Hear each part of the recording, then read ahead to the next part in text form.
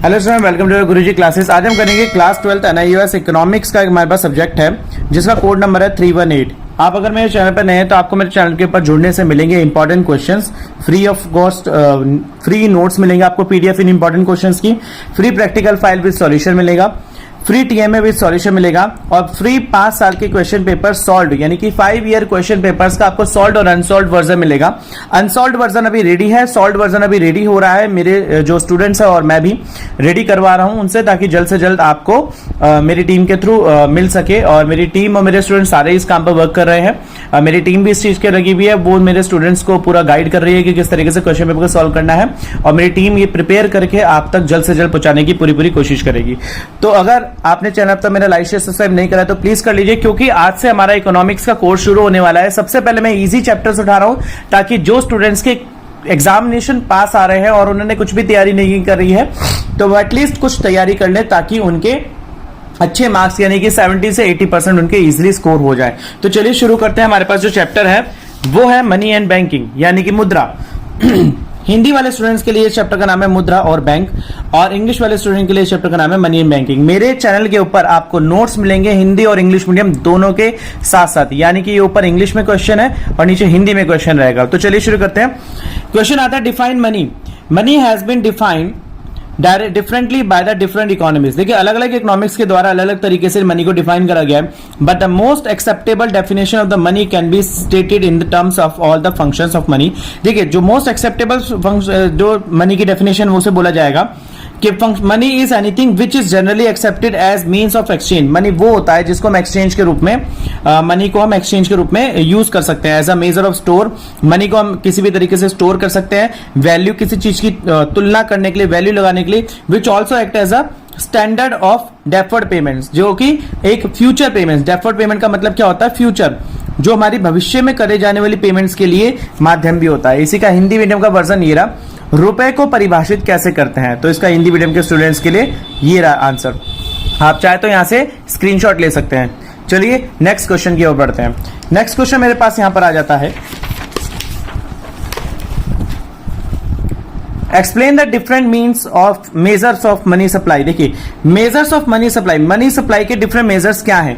Measures of money supply refers to the total quantity of money, यानी कि जितनी भी टोटल क्वांटिटी है मनी की, held by a public in a various terms of at any point. देखिए जितने भी लोग हैं उनके पास एक समय में जितनी भी टोटल क्वांटिटी मनी की है अवेलेबल उनके पास, चाहे वो किसी भी टर्म्स में हो, चाहे वो पैसे में हो, चाहे वो एसेट्स में हो, चाहे एसेट मतलब चाहे वो सामानों में रूप में हो, चाहे वो सिक्कों में हो, चाहे वो कॉइन्स में हो, चाहे वो ज्वेलरी में हो, किसी भी क्वांटिटी में। द मेन तो उसे बोला जाएगा various forms of any point of time in economy, एक समय पर मनी सप्लाई बोला जाएगा इसको। The main components of money supply are currency held by the public. Main components क्या है? करेंसी, पब्लिक के पास कितनी करेंसी है, and net demand of the deposit held, यानी कि जितने डिपॉजिट हो रखे हैं बैंक में उसकी कितनी डिमांड है कमर्शियल बैंक के द्वारा। The money supply in Indian economy is generally measured in the following terms. Money supply को हम इंडिया के अंदर फॉलोइंग टर्म्स के द्वारा मेजर कर सकते हैं। चलिए देखते हैं वो कौन कौन सी टर्म्स है। पहला आ जाता है M1। M1 का मतलब क्या होता है मनी का? Currency, notes and coins with the public plus demand deposit. देखिए जितने पब्लिक के पास करेंसी और नोट्स हैं प्लस डिमांड डिपॉजिट जितने पब्लिक के पास है, plus other deposit held with the reserve bank, और आरबीआई के पास जितने रिजर्व्स हैं उसे बोला जाता है M1 मनी। M2 मनी क्या होता है? अगर हम इस M1 मनी के अंदर M2 मनी यानी कि पोस्ट ऑफिस सेविंग डिपॉजिट, अगर पोस्ट ऑफिस के पास जितनी सेविंग्स है उसको जोड़ दे तो हमारे पास M2 मनी आ जाता है। M3 मनी क्या होता है? M1 plus time deposit of the commercial bank. देखिए अगर हम M1 के साथ टाइम डिपॉजिट कर दे, कुछ ऐसे डिपॉजिट होते हैं जो अपने समय आने पर मैच्योर होते हैं, जैसे कि आरडी, एफडी वगैरह, इसको टाइम डिपॉजिट बोला जाता है। तो हम टाइम डिपॉजिट कमर्शियल बैंक बोला जाता है। एंड कोऑपरेटिव बैंक के पास जितना होता है exclusive inter bank time deposit, और बैंक के इंटर बैंक जो टाइम डिपॉजिट है उसको हटाकर M4 क्या होता है? M3 के अंदर total deposit with post office का टोटल डिपॉजिट, और organisation excluding national saving and certificate, national saving और सर्टिफिकेट को एक्सक्लूड करके जितना पैसा होता है वो M4 होता है। Of all the concept of the money supply stated above M1 is refer to as a narrow measure. देखिए जितने भी हमने रेफर्स करे यहां पर, इनमें से नैरो मेजर है यानी कि संकरा, सबसे कम तरीका क्या होता है? M1 का narrow measure, and the M3 border and the M3 broader. जो M3 होता है वो थोड़ा बड़े स्तर पर करा जाता है। Measures of money supply M1 is the most important measure of money supply. देखिए M1 जो होता है सबसे मोस्ट इंपॉर्टेंट मेजर है मनी सप्लाई का। M1 is the most liquid whereas M4 is the least liquid. M1 लोगों के पास ज्यादा होता है और M4 जो होता है वो कम होता है। इसी का हिंदी मीडियम का वर्जन ये रहा, मुद्रा आपूर्ति के विभिन्न मापों की व्याख्या करिए। मुद्रा आपूर्ति क्या होता है, जिसे मनी सप्लाई बोला जाता है। उसमें हिंदी मीडियम के स्टूडेंट्स के लिए ये रहा क्वेश्चन, ये रहा आंसर, आप इसका स्क्रीनशॉट ले सकते हैं। चलिए शुरू करते हैं अगला क्वेश्चन। इसके बाद आता है यहां पर, इसी का हिंदी मीडियम के वर्जन का है, यहां पर आप इसका स्क्रीनशॉट ले लीजिए। हिंदी मीडियम के स्टूडेंट्स का साथ ही यहां पर आंसर है पूरा। आशा करता हूं मेरी टीम के द्वारा ये जो मेहनत चल रही है ताकि एक ही प्लेटफॉर्म को आपको इंग्लिश और हिंदी मीडियम के क्वेश्चंस प्रोवाइड कराया जाए, वो आपको पसंद आ रहे होंगे। अगर आपको पसंद आ रहे हैं तो प्लीज कमेंट सेक्शन में जरूर लिख के बताइएगा। चलिए नेक्स्ट क्वेश्चन आता है what is commercial bank. Commercial bank क्या है?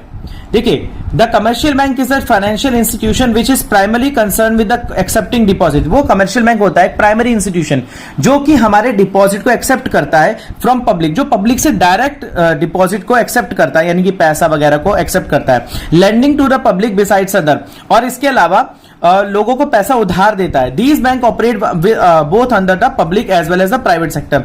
ये जो बैंक है पब्लिक और प्राइवेट सेक्टर दोनों के अंदर में होता है। Some public sector bank include the State Bank. कुछ पब्लिक सेक्टर बैंक के अंदर कौन सा है, जैसे कि स्टेट बैंक है, पंजाब नेशनल बैंक है, बैंक ऑफ इंडिया है, इसमें सबसे इंपॉर्टेंट है। Other the private sector bank commercial bank होते हैं, जैसे कि इसके अंदर कौन कौन से हो सकते हैं, the bank namely as HDFC bank, ICICI bank and the HSBC bank and other etcetera.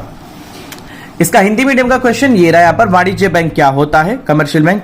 ये आप यहां से हिंदी मीडियम के स्टूडेंट्स यहां से स्क्रीनशॉट ले सकते हैं। चलिए आगे चलते हैं। Explain the important function of the commercial bank. Commercial यानी कि वाणिज्य बैंक का इंपॉर्टेंट फंक्शन क्या है? Function money. देखिए एक्सेप्टेंस, कमर्शियल बैंक का काम क्या है? सबसे पहले एक्सेप्टेंस ऑफ डिपॉजिट। जितना भी पैसा हम बैंक में जमा करते हैं वो कमर्शियल बैंक जमा करता है अपने पास, जैसे कि society include general public business entities और इंस्टीट्यूशन कमर्शियल, सारा पैसा बैंक के पास हम जमा करते हैं। सेकेंडली क्या है? Current account deposit on the demand deposit. देखिए जो भी कंपनी का, बड़ी बड़ी कंपनीज का पैसा जो होता है वो करंट अकाउंट डिपॉजिट में जाता है। By this type of account is general maintain by the business entities के द्वारा ये मेंटेन करा जाता है। Money unclear these deposit and are payable demand of the deposit. These deposit are free to deposit the withdraw are free to, देखिए ये जो deposit होते हैं फ्री होते हैं, डिपॉजिट और withdraw money from their account. ये फ्री, अब हम फ्रीली तरीके से बैंक से अपना पैसा विड्रॉ भी कर सकते हैं। Saving account deposit, this type of account is generally maintain by the house hold. ये मतलब हम जैसे छोटे, मतलब जो हम नॉर्मल व्यक्ति होता है, आम आदमी होता है, उसके सेविंग अकाउंट अपना पैसा अकाउंट में खोलता है, बैंक में खोलता है। These deposit can be deposit or withdraw money deposit under the account only limited। ये क्या कर सकते हैं? पैसा बैंक में जमा कर सकते हैं और डिपॉजिट कर सकते हैं और विड्रॉ कर सकते हैं। अगला क्वेश्चन इसी में आगे पार्ट है। Number of the times this account attract normal rate. इसके अंदर नॉर्मल रेट ऑफ इंटरेस्ट होता है, नॉर्मल आपको ब्याज दिया जाता है।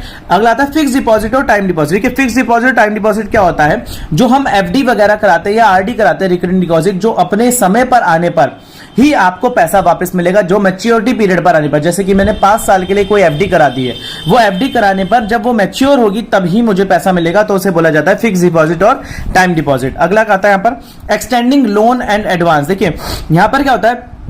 This is another function of the commercial bank. Bank's main source of the income of any commercial bank. Bank after keeping contain percentage of the total deposit. ठीक है, जितना टोटल परसेंटेज आता है, जितना टोटल पैसा आएगा बैंक के पास, उसका कुछ परसेंटेज रखकर बाकी पैसा बैंक जो होता है लोन पर बांट देता है। तो ये भी पैसा, ये भी काम बैंक करता है। आगे आता है क्रेडिट क्रिएशन। उधार देने का काम भी बैंक ही करता है। क्रेडिट क्रिएशन का मतलब क्या होता है? उधार देने का काम। आगे क्या आता है हमारे पास? ट्रांसफर ऑफ फंड्स, यानी कि एक जगह से दूसरे के बैंक में अकाउंट में पैसा ट्रांसफर करने का काम भी हमारा बैंक ही करता है। Transfer of funds, commercial bank. इसके बाद आता है agency function. Bank receive and collect the different type of the payment on behalf of their clients. Bank अलग अलग तरीके की पेमेंट्स को रिसीव करता है, जैसे कि चेक के थ्रू, ड्राफ्ट के थ्रू, बिल के थ्रू, प्रॉमिसरी नोट्स के through. Bank also buy and sell gold, silver and other securities. Bank जो होता है गोल्ड, सिल्वर और अदर सिक्योरिटीज को बाय और सेल करता है। Sell and purchase of the foreign exchange. जितना भी विदेशी मुद्रा होता है हमारे पास, यानी कि फॉरेन एक्सचेंज, फॉरेन करेंसी होता है, इसको चेंज कहां पर करते हैं? हम बैंक में जाके। अगला यहां पर क्या है? जनरली यूटिलिटी सर्विसेज, यानी कि in modern days the bank also perform some very useful function for the benefits of its customer. जो बैंक होता है वेरी यूजफुल फंक्शन करता है अपने कस्टमर के बेनिफिट्स के लिए। And the economy like the collection and the publication of the data, economy like जैसे कलेक्शन करना, डेटा को पब्लिश करना, एडवाइजरी फंक्शन देना, इश्यू ऑफ लॉकर्स को इश्यू करना, ये सब सर्विसेज कौन देता है? बैंक देता है। तो स्टूडेंट्स इनमें से ये जी तक है आपके नोट्स, जी तक पॉइंट्स है आपके, इनमें से कोई से भी 4 या 5 पॉइंट्स आप बैंक के लिख देंगे काम के, तो आप इजीली आपके मार्क्स मिल जाएंगे। अच्छे, आपको सारे लिखने की जरूरत नहीं है, कोई से भी 4 या 5 लिख दीजिए आप। तो यहां पर वाणिज्य बैंक महत्वपूर्ण क्यों और इसके प्रकार क्या है, इसका हिंदी मीडियम का क्वेश्चन ये रहा, आप यहां से देख सकते हैं। यहां पर इसका पूरा वर्जन ये रहा, यहां पर आप चाहे तो स्क्रीनशॉट ले सकते हैं। अगर आपको इसका आपका पीडीएफ चाहिए नोट्स की, तो वो भी आपको मिल जाएगी। यहां पर देखिए ये, ठीक है। अगला क्वेश्चन हमारे पास आ जाता है यहाँ पर question number 5, what are the different type of the deposit accepted by the commercial bank.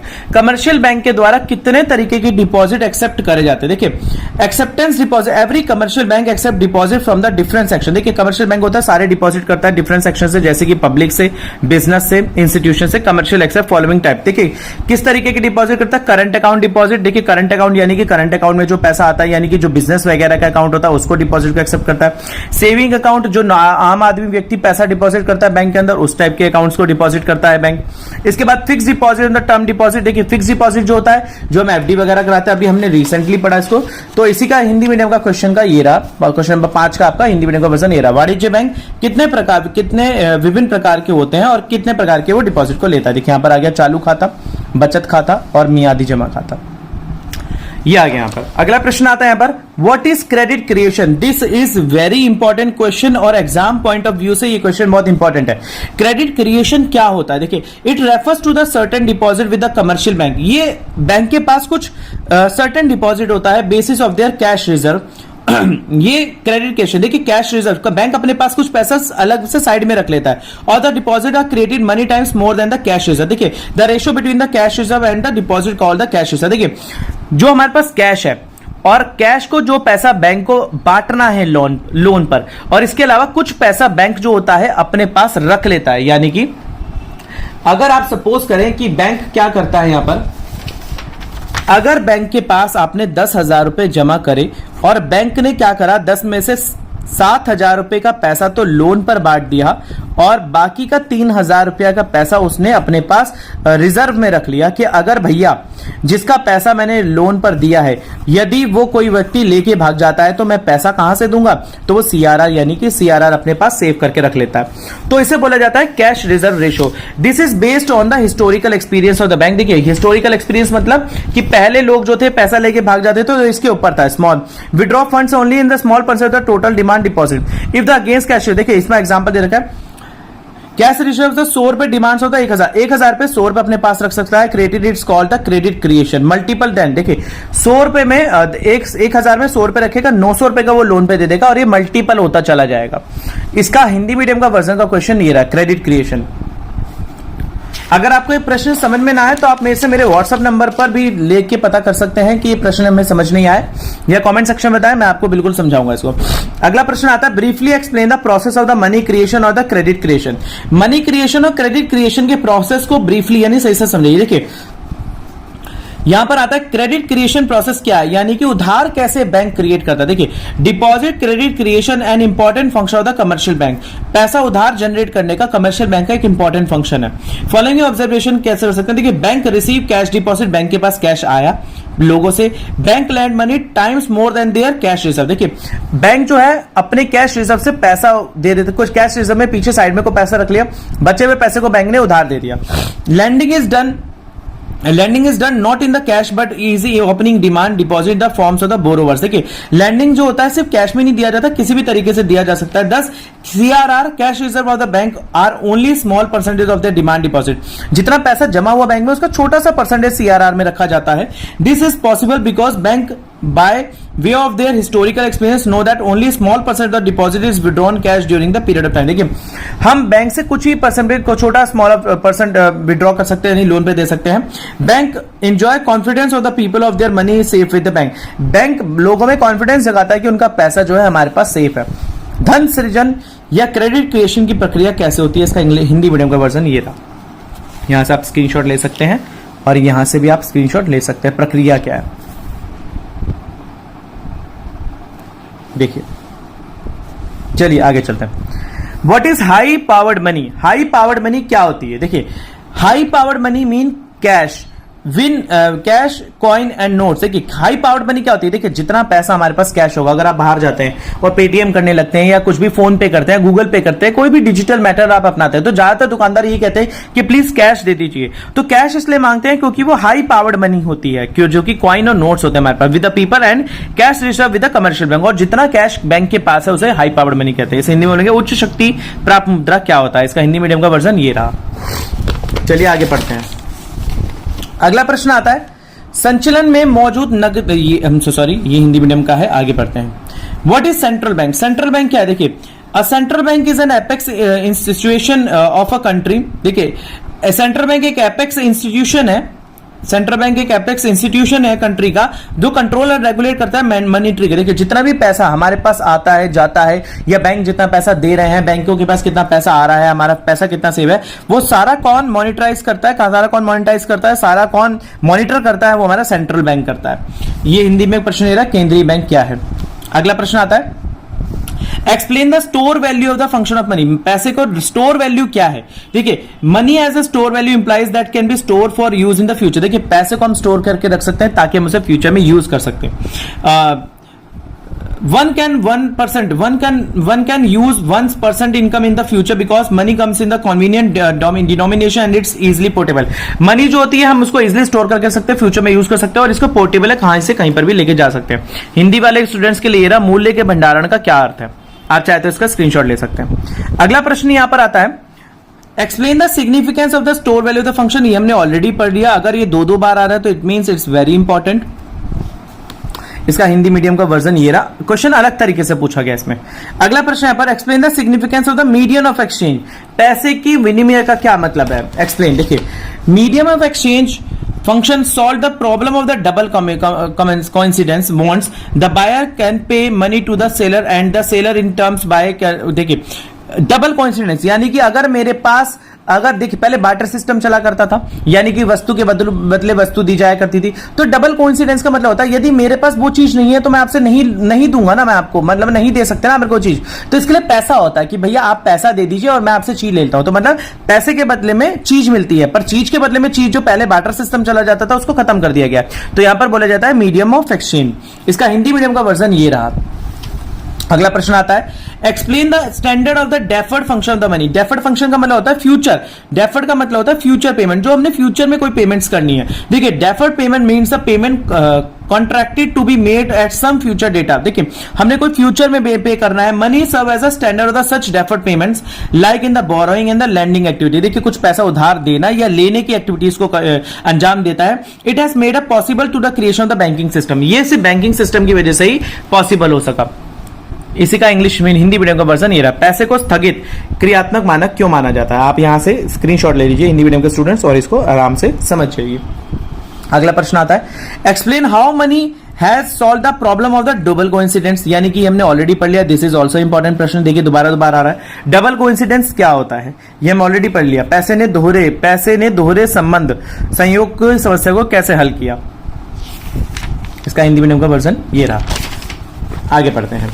अगला प्रश्न आता है यहाँ पर, explain the function of the central bank. हमने ऑलरेडी पढ़ा भी सेंट्रल बैंक के फंक्शन क्या है। देखिए, इशू करता है नोट और करेंसी। सबसे बड़ा फंक्शन क्या आता है इंपॉर्टेंट, सेंट्रल बैंक करता है जो नोट और करेंसी की होती है वो सबसे बड़ा, यानी कि हमारे यहाँ का सेंट्रल बैंक कौन है? आरबीआई।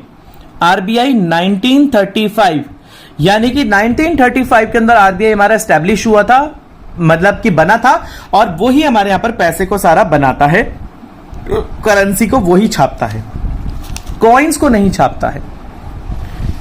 आगे देखिए, अगला प्रश्न आता है, explain the meaning of CRR and SLR. This is very again important question. ये आपको पढ़ना ही पढ़ना है। अगर आपने प्रश्न नहीं पढ़ा तो आपको मैं बताऊं कि पेपर के अंदर बिल्कुल आएगा, और बिल्कुल आपको इस क्वेश्चन को इसी तरीके से लिख के आना है जिस तरीके से यहां पे मैंने फ्रेम करवाया है। देखिए, CRR is the fraction of the deposit which commercial bank are required under the law to keep the cash reserve. CRR होता है कैश रिजर्व रेशो, यानी कि सेंट्रल कमर्शियल बैंक को अपने पास कुछ इतना पैसा अपने पास बचत खाते में रखना है, सारा पैसा वो लोन पर नहीं देगा, ताकि फ्यूचर में यदि कोई भी तरीके का घपला होता है या कोई भी तरीके की चोरी चकारी होती है, किसी का पैसा मरे नहीं और समय पर सबके पैसे की पूर्ति करी जाए।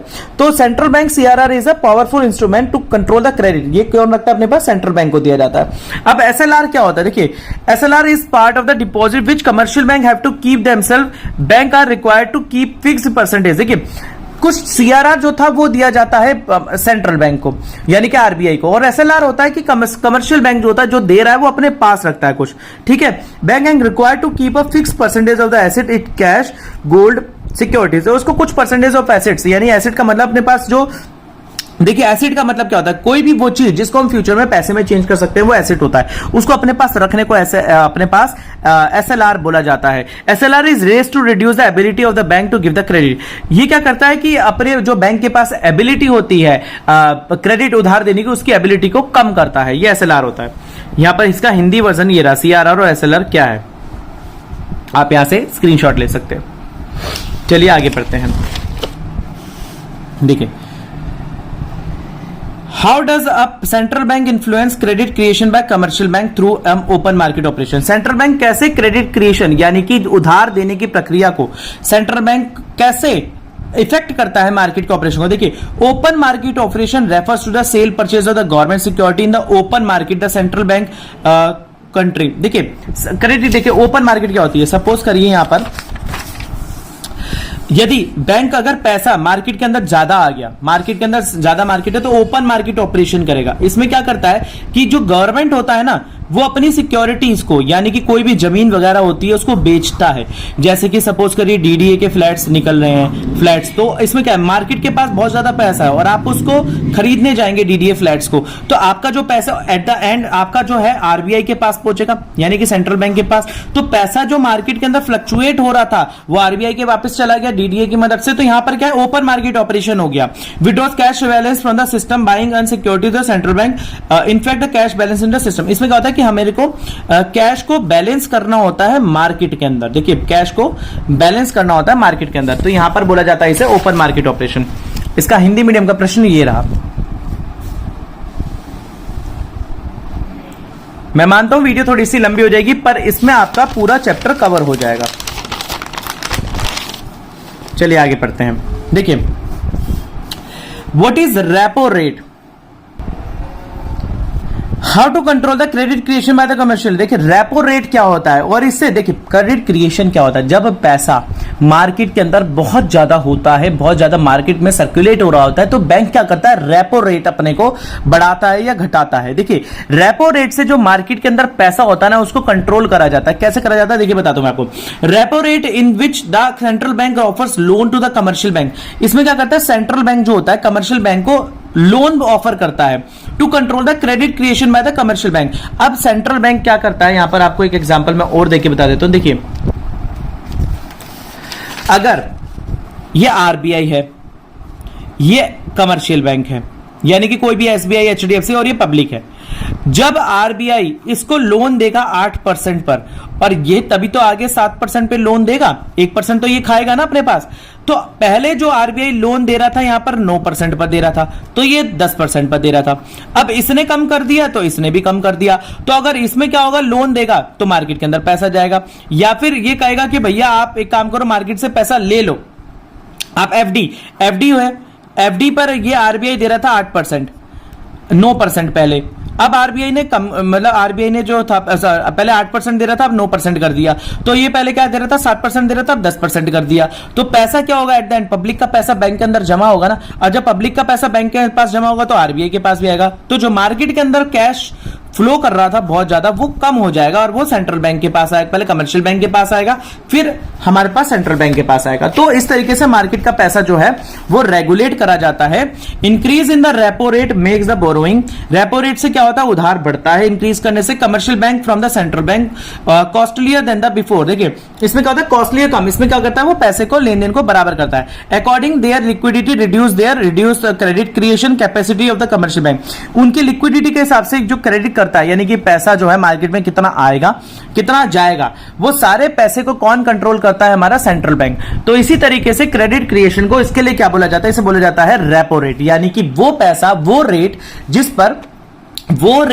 जिस पर कमर्शियल बैंक सेंट्रल बैंक जिस पर सेंट्रल बैंक कमर्शियल बैंक को लोन देता है, यानी कि पैसा लैंड करता है यानी कि उधार देता है और बोलता है, या एफडी का रेट वगैरह क्रिएट करता है जिससे मार्केट के पैसे को बैलेंस करा जाए, उसे बोला जाता है रेपो रेट। आशा करता हूं आपको एक क्वेश्चन आपने उतार लिया होगा और इसी तरीके से आप इसका आंसर लिख के लाएंगे। इसका हिंदी वर्जन का प्रश्न ये रहा, थोड़ा सा बड़ा है, यहां से आप इसका स्क्रीनशॉट लेते जाइए और इसको नोट डाउन करते जाइए।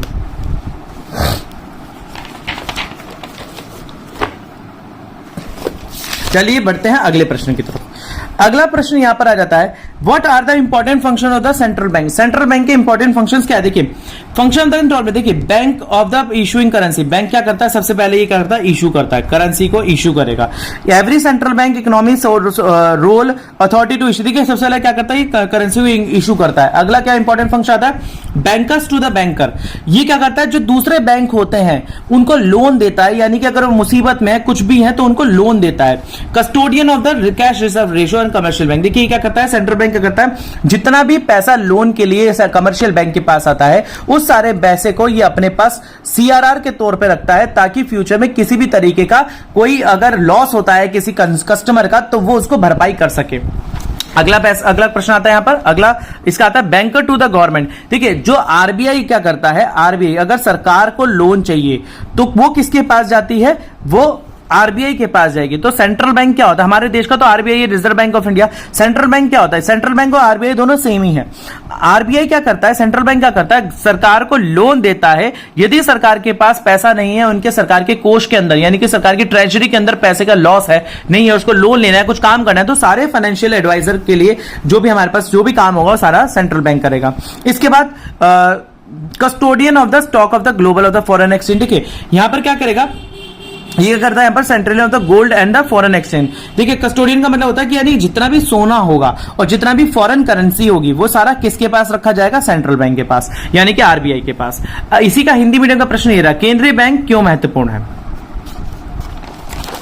अगला प्रश्न यहां पर, इसका हिंदी मीडियम का आप आगे भी स्क्रीनशॉट ले लीजिए। यस, अगला प्रश्न हमारे पास आता है, distinguish between the quantitative and the qualitative method of the credit control. या दिस इज वेरी इंपॉर्टेंट भैया। क्वांटिटेटिव और क्वालिटेटिव मेथड क्या होता है? देखिए, quantitative method of the credit control and the qualitative और the selective method of the credit control, ये जितना भी पैसा मार्केट के अंदर सर्कुलेट हो रहा है उसको कंट्रोल करता है ये हमारा ये वाले मेथड, क्वांटिटेटिव और क्वालिटेटिव। देखिए, the quantitative method includes those instrument which affect the total volume of the credit and attractive all the section of the economy. It is include the following instrument. देखिए, quantitative क्या होता है? ये जितना भी पैसा मार्केट के अंदर है उसकी पूरी क्वांटिटी को इफेक्ट करेगा, ताकि हमारे पास मार्केट के अंदर जितना भी पैसा है उस मेथड को उसको हम कर सके। देखिए क्या करता है ये बैंक की रेट पॉलिसी, ये बैंक के पास जो बैंक रेट होता है, बैंक रेट क्या होता है? जिस रेट पर बैंक जो है पैसा प्रोवाइड कराता है मार्केट के अंदर, लोन देता है, कुछ भी देता है, ये बैंक की रेट पॉलिसी को मेंटेन करता है। यदि मार्केट के अंदर पैसा बहुत ज्यादा है तो ये क्या करेगा? बैंक के जो रेट होता है, यानी कि एफडी वगैरह का कुछ भी रेट होगा उसको बढ़ा देगा, ताकि मार्केट से पैसा बैंक के पास आ सके। यदि मार्केट के अंदर पैसा नहीं है तो ये जो रेट होगा, जो हमारे पास एफडी वगैरह का रेट होगा उसको कम कर देगा, ताकि लोग जो है मार्केट से पैसा ले सके, यानी कि मतलब जो लोन वगैरह का होगा रेट ऑफ इंटरेस्ट उसको कम कर देगा। ओपन मार्केट ऑपरेशन, अभी हमने ऑलरेडी बात करी कि जो सरकार के पास जितना भी हमारे पास एसेट्स होते हैं, सरकार क्या करती है? अपने एसेट्स को सेल करेगी, जिससे ओपन मार्केट ऑपरेशन से बूस्ट आ सके, मार्केट से पैसा उठाया जा सके। तो ये क्या मेथड है हमारे पास? क्वालिटेटिव मेथड और ये क्वांटिटेटिव मेथड। तो जिस तरीके से हमारा यहां पर हिंदी मीडियम के वर्जन का, हिंदी मीडियम के स्टूडेंट का ये रहा ये क्वेश्चन, इसमें मुक्त बाजार परिचालन। तो इस तरीके से स्टूडेंट्स मैंने आपका मनी एंड बैंकिंग का चैप्टर यहाँ पर कंप्लीट करा दिया है। आशा करता हूं इस छोटी सी वीडियो के अंदर आपको एक कंप्लीट चैप्टर समझ में आया होगा। इस चैप्टर में इतने ही इंपॉर्टेंट क्वेश्चन है, बस आप इन्हीं को पढ़ लीजिए, समझकर अच्छे से लिख के आइएगा, और अगला जो चैप्टर आएगा वो जल्दी से आपको मिल जाएगा मेरे चैनल के ऊपर। अगर अभी तक आपने मेरे चैनल को सब्सक्राइब नहीं करा है तो प्लीज कर लो यार, ताकि आपके सर का मनोबल बढ़े और मैं ऐसे अच्छी फ्री ऑफ कॉस्ट आपको चीजें प्रोवाइड कराता रहूं। चलिए मिलता है अगली वीडियो में, तब तक के लिए धन्यवाद।